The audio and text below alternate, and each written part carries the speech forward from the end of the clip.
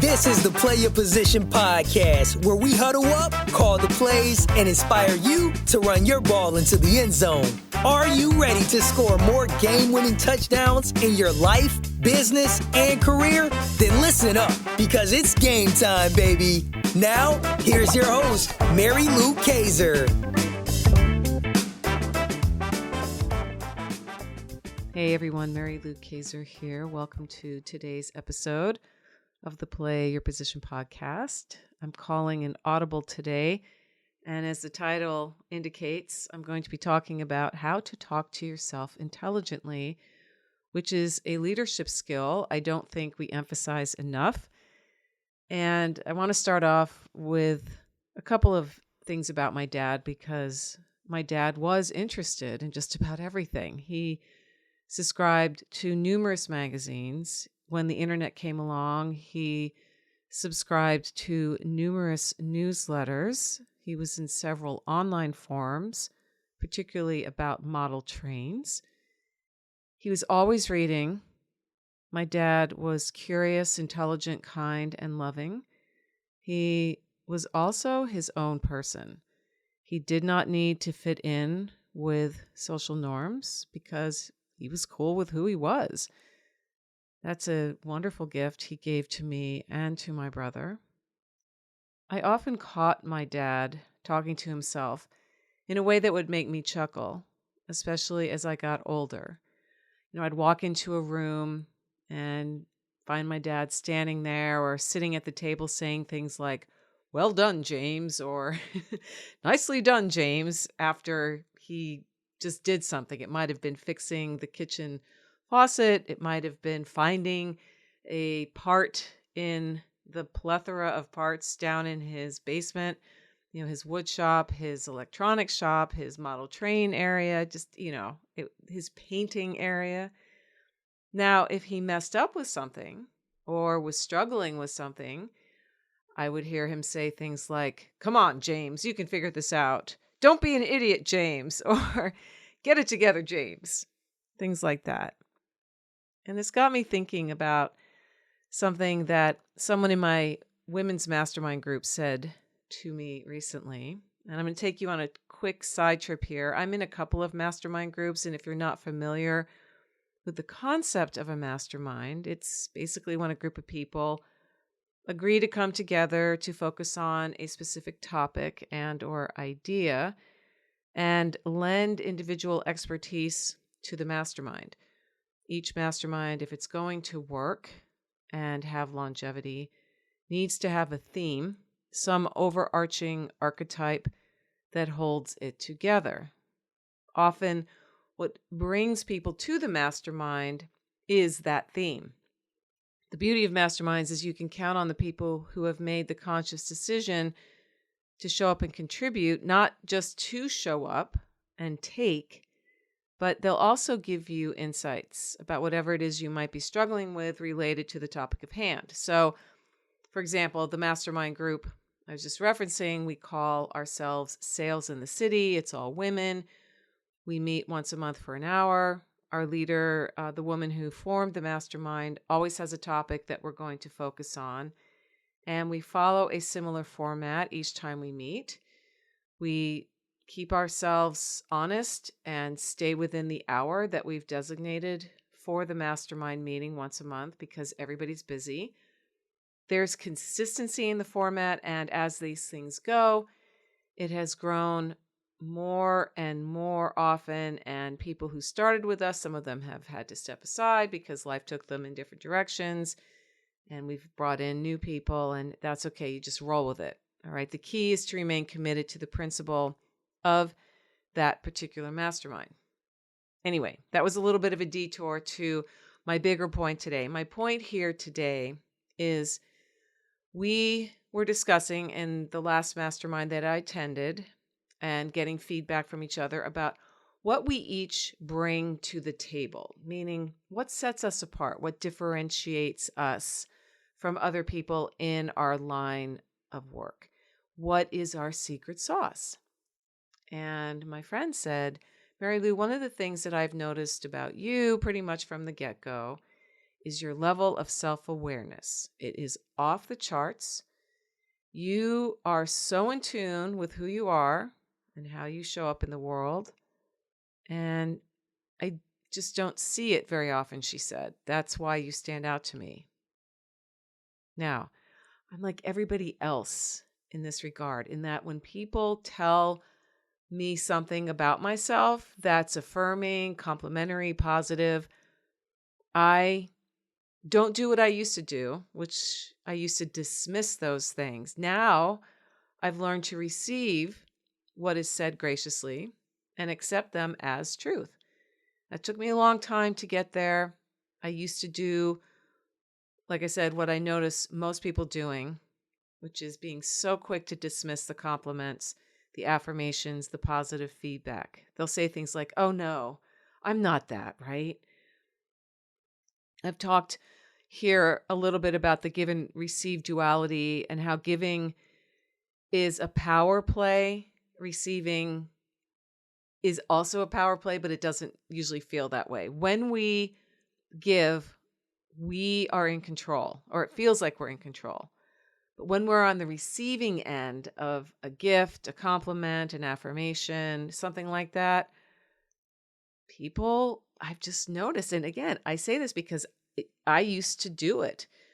I would be so quick to downplay what was said. I would find some instant comeback to diminish the beauty and the kindness and the honesty of the compliment. Because the thing is, we don't like to feel out of control. So it's one thing to tell somebody, man, you look great today, right? It's another thing when somebody says to you, man, you look great today. If we're in some kind of weird space in our day or life, it might hit us wrong, right? But it never feels wrong when we're complimenting or affirming, okay? So that brings me back to starting, the story about my dad. You would think I grew up seeing my father model the self-talk, and I did get some of that, but culturally speaking, there are forces at work that for both men and women, it's not a gender thing. Both men and women are subjected to just a constant bombardment of cultural messaging about who we're supposed to be, what we're supposed to look like, what kinds of work we're supposed to be doing. Do we speak up in meetings? Do we bite our tongues? How aggressive can we be? If you're not aggressive enough, are you seen as this or that? There's so much that goes into the self-talk that we have every single day. And I look at the lessons of my father, who was so comfortable in who he was and so quick to, again, compliment himself when he did a good job on something, and also get a little bit aggressive with himself about, fumbling a job. He did a lot of repair work around the house, or not figuring something out quickly enough or to the standards that he expected. One of the things that was interesting about my dad that I want to pass on to you guys today is how fast he got beyond both the affirmations and also the self-criticism, right? He didn't ruminate in either place. And I think one of the biggest barriers to experiencing more fulfillment, more joy, more happiness is the lack of skill that most of us have when it comes to talking to ourselves. And let me give you some context here, because sometimes people are like, what do you mean are you talking about me muttering, walking through the house? Like, where are my glasses and stuff? No, I'm talking about the narratives that are constantly running through our heads. We all talk to ourselves every day, all day long. And we're really good at certain messages that we talk to ourselves about. Those messages, unfortunately, tend to run in the negative column versus the positive column. We tend to beat ourselves up about what we didn't do, who we weren't. We miss opportunities and we beat ourselves up about that. We get down on ourselves about something we didn't say when perhaps saying something was warranted, right? And we start second guessing or third guessing ourselves. This is opposed to praising ourselves and being grateful for the things that we did well, the things that we did right, the things that worked out. It's so interesting that humans are this way, but we are. Even in this high-tech world with artificial intelligence this and artificial intelligence that, with all these advancements, we are still battling our caveman brain. As my guest a few episodes back, Dr. Jean, talked about in depth. She's built a whole business around our caveman brain and how our caveman brain has not caught up to the modern world. We're still very much alive and dictating so much of who we think we are and what our experiences are like based on millennia ago. Why can't our brains catch up to modern life? This is such a frustrating thing. Unfortunately, they haven't yet, right? So that's why we have to work on it. That's why we have to come to a greater self-awareness. It's why I make podcasts like this, why I call an audible every now and then, because these overlooked leadership skills, particularly self-leadership skills, can mean the difference between doing work you love and slogging away at the same old job because you've always done it and it's familiar and you're, 5, 8, 10 years from retirement and why rock the boat and blah, blah, blah, right? Right. The negative stuff we say, I can't do this. I'm too old. I'm too young. I'm too fat. I'm too thin. I'm divorced. I'm married. I've got kids. My kids are gone. I mean, to fill in the blank with any excuse that we can come up with that prevents us from stepping out into unfamiliar territory to grow, to change, to embrace something new. I call it the far and lit unknown. Instead, we stay safe with our caveman brains, running the plays over and over and over again about who we are. And that self-talk, man, I'll tell you, it gets really old. So that brings me to an exercise I want to share with you that you can do, something to think about, how to talk intelligently to yourself moving forward. Now, I deliberately chose the word intelligently because I think it's easy to fall into autopilot. I think it's easy to fall into the familiar, right? We're just so used to saying certain things to ourselves over and over and over again. And certainly our environment plays into those narratives, those old records, right? And if you live in a high density population area like I do now, where there are people everywhere, you're exposed to them, whether you like it or not, because you have to go to the grocery store, you have to go get gas, you have to, you might go out to dinner and you're just surrounded. And everyone is playing on a frequency. Some of them are playing on a very, very low frequency where there's not much happening. Everything is negative.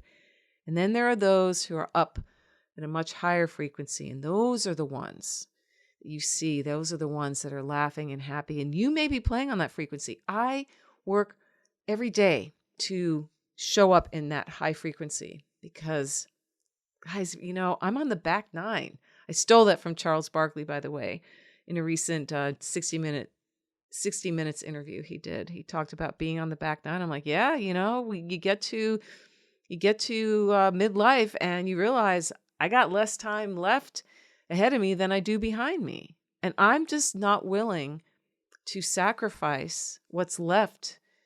And I have no idea how much time is left, right? None of us does. I'm just not willing to allow my own self-doubt and negativity and a low frequency to steal the joy, fulfillment, excitement, new experiences right? And so I pay attention to my environment. I pay attention to the people that I allow in my life. And talking intelligently to yourself is something you're going to want to get better at it. You really are. It does make a difference. Now, what I'm going to share with you, this is something that I learned actually when I was studying to become a teacher. And when I went through my master's in teaching program, I learned all about something called metacognition. And you may be familiar with this term, but if you're not, meta, M-E-T-A, means outside and above. And when you go meta on yourself, it means you're outside of yourself looking down. You're doing maybe a 360 audit. It's that omniscient point of view. If you're a spiritual person, the omniscient point of view would be God or the universe or whatever word you use to explain something bigger than ourselves. And there is a reason Mark Zuckerberg named his company Meta. That's a little piece of trivia if you hadn't put those two together. Maybe there's a Jeopardy question down the road. So the first thing you have to do in this exercise is you have to go meta on yourself. You've got to really look at your current situation objectively. The things you say to yourself over and over and over again, become aware of them. This is going to take some conscious awareness. Here are some questions to help guide you. When you first wake up in the morning, what are your thoughts? Do you even have thoughts? Are you just blindly reaching for your phone? Are you opening up an app like Instagram, LinkedIn, Facebook, YouTube, TikTok, Snapchat, your email? What are you doing? What are you telling yourself at that moment of waking up? Because guess what? You are talking to yourself in that moment. You may not be consciously aware because you're coming out of sleep. But if you're reaching for your phone and opening some apps, what you're saying to yourself is what's in this app is the most important thing for me to be doing right now. The people who are in these apps, again, AKA LinkedIn, Facebook, Instagram, what they're writing about, talking about, posting about is more important than my own thoughts and what I'm telling myself. My question is it? Is it really? Is scrolling Instagram the first thing in the morning to see what people you don't know are doing the most important thing for you in terms of your happiness, your joy, your fulfillment? Does that set your day on the path of talking to yourself intelligently?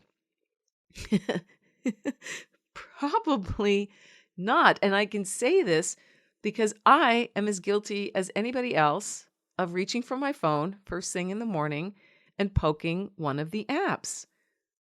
I've had to talk intelligently to myself about not doing that. The most important thing in the morning is to check in with yourself. In fact, it's the most important thing for you to do throughout your day. But first thing in the morning, say, yes, I'm awake. Good. How's my body feeling? What am I excited about today? Did I have an interesting dream that might I want to record it or, ruminate about it, contemplate, right? That's my first tip, okay? My second tip, it's going to seem old-fashioned, but you're going to want to get out a piece of paper or open a journal if you have one. And if you're driving or you're multitasking and you can't be writing something right now, just listen and then come back to this, bookmark this section, and you can do it when you're at a place where you can write.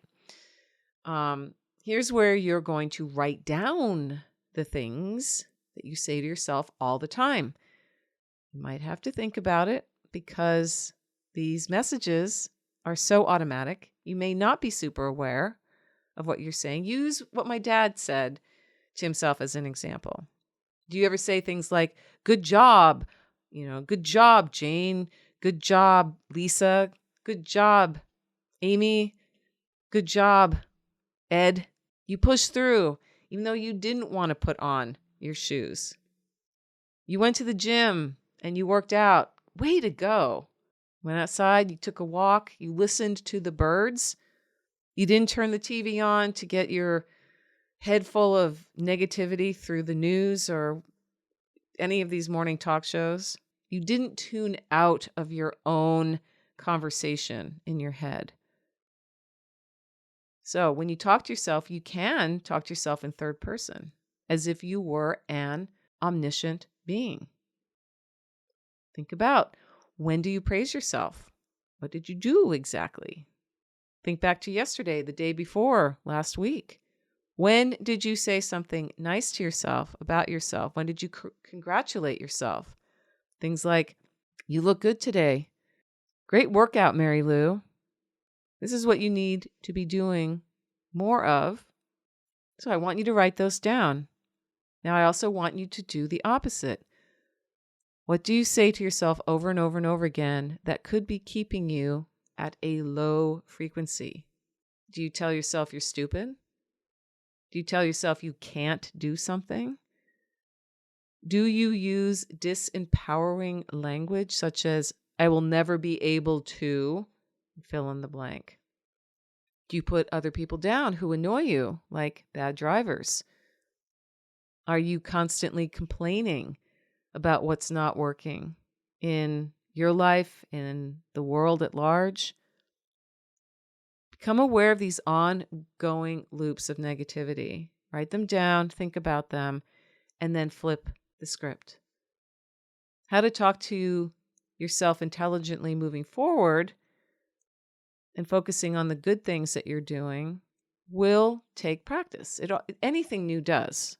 It all comes down to self-awareness. When you catch yourself going negative, flip it. Instead of saying you're so stupid, say, wow, you're really learning something new here and you're just beginning. And that's okay. Big difference in how your mind receives those two messages. Instead of saying, oh man, I wish I could fit into those size 4 jeans again or whatever. That dress that I wore to the cocktail party where I met the love of my life 20 years ago or whatnot. Instead of that, say, man, I am so grateful that this pair of jeans I'm wearing right now really look good on me. How they accentuate my ass, my legs. I love the color, the fit. I look good today. Focus on a part of your body that you know is awesome, like your hair, your eyes. Did you just get your nails done? Do you love how good your feet look in a pair of strappy sandals? Focus on something about yourself that's good and reinforce it with intelligent self-talk. And if you practice this and become aware, you will find that you are saying more intelligent things to yourself more often than not. And trust me, doing this will change your life. You can be more like my dad, who really was a happy and contented person because he knew who he was. He didn't let the bullshit of the culture dictate who he was supposed to be. And he didn't let his own bullshit interfere with moving forward. He didn't dwell. He didn't hold grudges. If he made a mistake, he addressed it and he moved on. He lived life on his terms. And honestly, guys, in my opinion, that's the best life. You can get to that. Learning how to talk intelligently to yourself, it can make a big, big difference. And I'm going to end it here and wish you a fabulous day and ask that if you liked today's content, let me know on social media, or even better, leave a review on Apple Podcasts. We love 5-star thoughtful reviews here. I don't ask for reviews very often, and they really can help get this show into more ears. And remember, guys, it is always a great day to get out there and play your position. This is Mary Lou Kaiser. We'll catch you again next time. Here at the Play Your Position podcast, we believe that the road to self-mastery and a life well lived starts with answering the call to leadership. That's when the fun really begins. Send this episode to any friends who might need to hear the inspiration and ideas you heard today.